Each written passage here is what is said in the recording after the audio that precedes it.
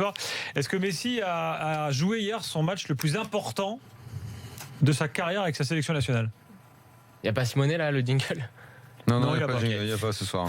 Bon, écoute, moi je pense que Messi hier il a vraiment fait le match le plus important. Je pense que tu as raison. Il était sous pression, surtout le fait que depuis quelques temps maintenant, c'est le capitaine de cette sélection argentine. On a vu ces derniers mois qu'il a commencé à prendre ses responsabilités en tant que capitaine. Il y a eu cette affaire Lavezzi avec cette histoire de Lavezzi qui a fumé un pétard de marijuana qui avait été relayé par les médias locaux. Messi avait convoqué la presse pour les chasser en fait de la couverture de la sélection d'Argentine. Là, après le match nul contre le Pérou, il a interdit à ses coéquipiers de regarder leur téléphone. Il s'est vraiment affirmé comme le leader de cette équipe-là. Et surtout, il a confirmé sur le terrain. Ça fait 6 mois qu'il n'avait pas marqué en sélection. Là, dans un contexte délétère médiatiquement, c'était horrible. Il y avait une pression qui était vraiment infâme autour de la sélection. Dans un contexte où il y avait vraiment un grand danger de pas aller à la Coupe du Monde, il les a posés sur la table. Un contexte négatif, comme dirait Hugo Lloris. C'est ça.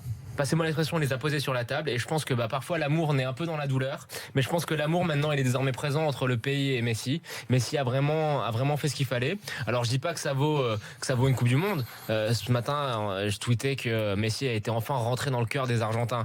Évidemment. Le contexte négatif ce matin, à une des journaux, t'avais Messi en Jésus. Avec, non mais c'est ça. Mais là, je pense qu'il a quand même réussi à se mettre dans la poche une bonne partie de l'opinion, ce qui était déjà le cas un petit peu avant, mais là vraiment définitivement. Alors qu'on sait qu'avant, Messi, il y avait toujours une sorte de distance entre les Argentins et Messi. Ça y est, c'est réglé. C'est entériné maintenant. Mais ça avait déjà commencé un petit peu après sa première vraie fausse retraite. Où il s'était dit, merde, quand même, à force de le tailler, on risque de le perdre.